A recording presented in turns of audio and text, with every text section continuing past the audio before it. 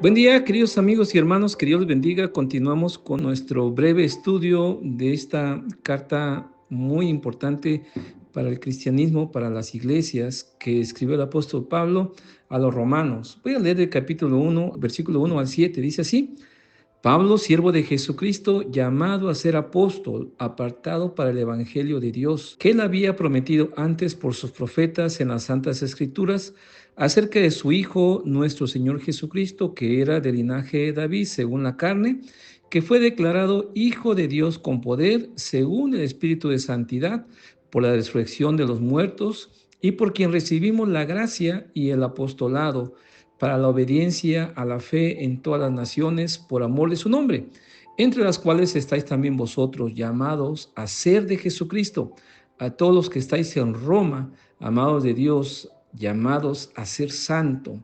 Gracia y paz a vosotros de Dios nuestro Padre y del Señor Jesucristo.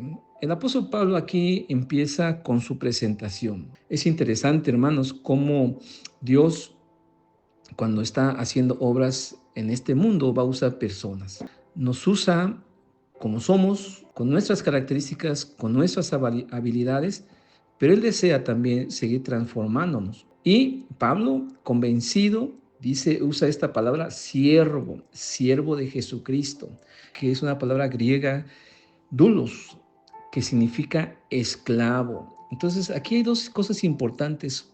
En el pensamiento de un gentil, esto era algo muy conocido, era muy normal. El Imperio Romano, ustedes recordarán que tenían y aprobaban mucho la esclavitud, y el maltrato que se le hacía era tremendo.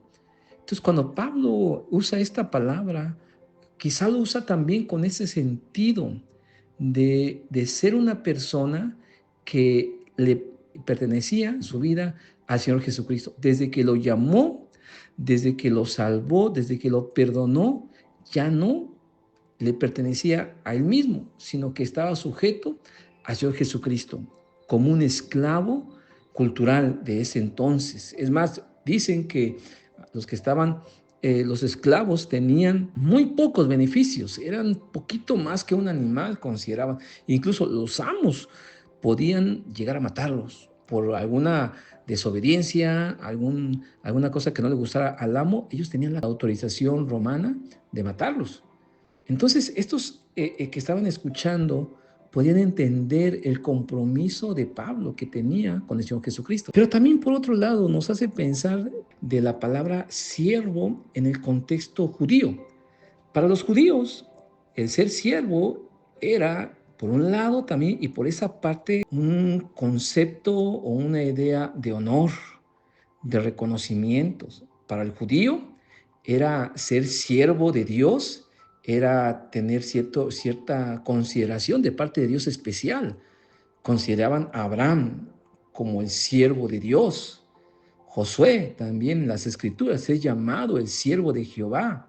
David también lo conocían como el siervo, y ellos obviamente no eran cualquier persona, sino que eran considerados personas especiales para Dios y para la gente que estaba ahí cerca de ellos. Incluso Isaías y los profetas también eran considerados como siervos de Dios. Así es que por ese lado también, y quiero que siga conmigo este pensamiento. Para el pensamiento judío, esta palabra, siervo de Jesucristo, también implicaba honor, también implicaba consideración de parte de Dios. Entonces, el apóstol Pablo tiene en su corazón, yo estoy seguro, que las personas puedan llevar esa dualidad de pensamiento. Por un lado, que su vida les pertenece total y absolutamente a Cristo.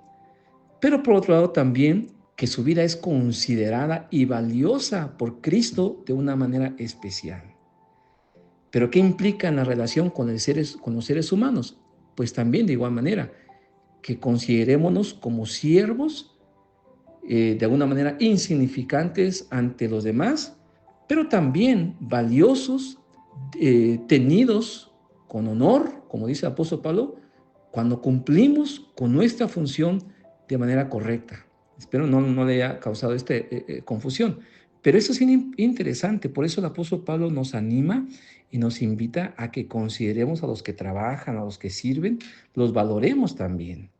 No porque sean esclavos de Dios, merecen el menosprecio, merecen el sobajarlos, ignorarlos, hacerlos a un lado, sino que hay que considerar que son o que somos siervos de Dios, del Dios Altísimo.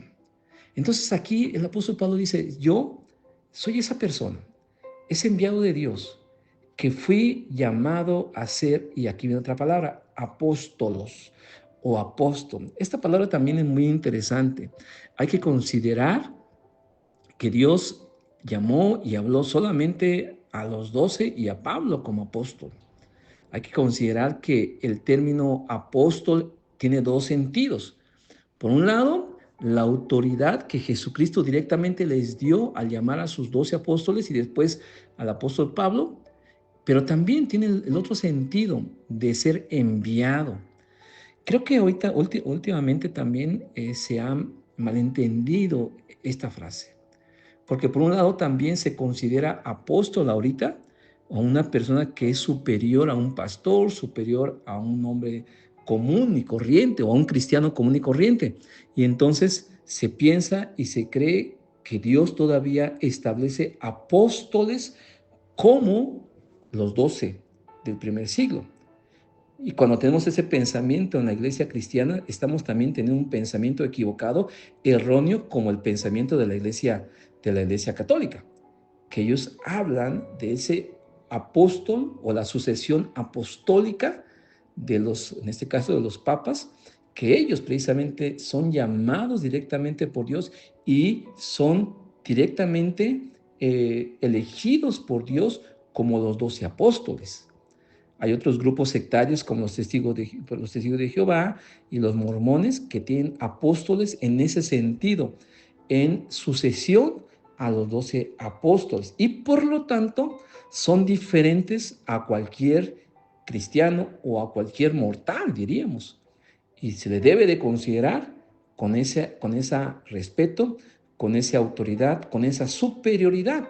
Por lo tanto, ellos están más cerca de Dios, ellos tienen un favor especial o una gracia única porque están considerados como los 12 apóstoles. Esto obviamente, mis hermanos, es una aberración. Esto obviamente es incorrecto, porque Dios sí escogió al apóstol Pablo, a los 12 apóstoles y después, pero hasta ahí se terminó este llamado, hasta ahí quedó esa autoridad. No vemos históricamente una sucesión apostólica en ningún sentido, en ningún sentido. Sí lo vemos como enviados de Dios, como misioneros, como personas que llevan el mensaje de Cristo. Entonces, hermanos, este concepto que Pablo usa, lo usa para que la gente, sus oyentes, pongamos atención a lo que nos va a decir. Pongamos atención a este evangelio, a esta doctrina, a esta enseñanza que Él nos va a compartir. Así es que, de esa manera, nosotros también, como apóstoles enviados de Dios, y vamos a dar un estudio, vamos a hablarle de Cristo a alguien, tenemos que reconocer que no hablamos nuestras propias ideas, sino que hablamos las enseñanzas que Dios ha establecido, que Dios ha dicho a través de las Escrituras, a través del Nuevo Testamento y del Antiguo Testamento. Pero también, desgraciadamente, hoy algunas personas usan esa frase, es que Dios me dijo, es que anoche estaba hablando con Dios y Dios me habló, es que Dios dijo que le dijera esto, es que Dios puso en mi corazón. Este tipo de frases, desgraciadamente, la gente los usa para decir que lo que sigue es superior a lo que la gente piensa. Y por lo tanto, no hay poder alguno de que se cuestione lo que él está diciendo. Y así encontramos en los videos, en el YouTube, en las redes sociales, personas que hablan cosas que solamente piensan ellos, diciendo es que Dios me dijo que de aquí alguien me va a dar el coche, es que Dios me dijo que esta mujer es para este hombre, y empiezan a decir aberraciones, cosas que no le agradan a Dios. Pero no nos vayamos tan lejos. También a veces hay personas cristianos entre nosotros que usan, es que Dios me dijo que viniera a esta casa, es que Dios me dijo que predicara aquí, es que Dios me dijo que le trajera esto. O sea, tenemos que reconocer que es un deseo humano y eso es válido. En cierto momento es válido. Pero cuando ponemos esa frase, Dios me habló, Dios me dijo, estamos diciendo o queremos decir a las personas que nos escuchan que lo que sigue es superior a lo demás. Estemos atentos a esto, mis hermanos. Entonces aquí el apóstol Pablo dice, Dios me llamó y me envió a través de su Cristo que había sido prometido para compartir este mensaje a ustedes, a todas las naciones y también a los que están en Roma. Esto es muy importante porque inmediatamente aquí el apóstol Pablo dice, esto que yo lo voy a escribir, me habló, Dios me dijo, Dios me llamó y me dijo que les dijera tanto a judíos como a gentiles. Y usa otra vez dos palabras importantes, gracia y paz. Gracia y paz a vosotros de Dios nuestro Padre y del Señor Jesucristo. Ese saludo que el apóstol Pablo va a usar también una y otra vez en sus cartas, porque ese es un saludo doble, pero también tiene implicaciones. ¿Por qué? Porque la palabra gracia era usada para los gentiles, para los que no eran judíos. Y paz es como se saludan los judíos. Paz, paz a ti, que Dios te dé paz, que Dios te dé paz. Y gracia es una palabra charis, que significa favor, que tengas el favor de Dios. Entonces, esta es otra vez, es un saludo que implica que el Evangelio es tanto para judíos como para gentiles. No logramos captarlo de pronto, porque pues igual vamos por la calle y saludamos a una persona, que Dios te bendiga, o buenas tardes, buenas tardes. Pero fíjense, qué interesante, ¿verdad? Cuando nosotros vamos a una persona que sabemos que es cristiana, los saludamos, buenas tardes, que Dios te bendiga. O sea, sumamos las dos palabras. Pero cuando saludamos a una persona en la calle, a un, no sé, o a un conocido, un maestro o alguien que no es cristiano, pues nomás le decimos buenas tardes, buenas tardes. A veces le decimos también que Dios te bendiga, pero generalmente los saludamos nada más de esa manera. Pero cuando ponemos la siguiente frase, Dios te bendiga, estamos diciendo que esa persona, aparte de que es una persona, es un hermano. Y hacemos ese doble saludo. De igual manera, hermanos, no importa de qué raza seas, Dios te ama. No importa si eres gentil, si eres judío, Cristo vino a morir y entregó su vida para darte salvación a ti, a ti. Pero también por otro lado, los judíos deberían entender que entonces no eran exclusivos. Esa exclusividad, ese elitismo que ellos había y que vivían y que experimentaban, se terminó. Porque ahora la salvación es para todos. Entonces, este era un golpe doble, hermanos, ¿eh? Porque por un lado es una inclusión para los gentiles, los que se sentían menospreciados, los que se sentían que no cabían en el reino de Dios. Ese saludo dice, sí, tú sí cabes. Pero por otro lado, para los que se sentían exclusivos, que Dios era solamente para ellos, los judíos, le está diciendo, hey, espérate, la salvación también es para otros. La salvación también es para los gentiles.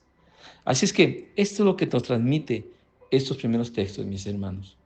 Creo que lo que podemos quedarnos aquí es con varias cosas. Estemos alertas a la gente que engaña, que miente, pero estemos conscientes de que al final todos venimos a ser apóstoles en el sentido de ser enviados por Dios para compartir el mensaje de Cristo.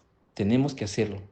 Es una bendición y esta bendición es porque nosotros como gentiles hemos recibido su salvación, que también tenemos la oportunidad de llevar esta salvación a otras personas, aun cuando no sean judíos, aun cuando sean gentiles.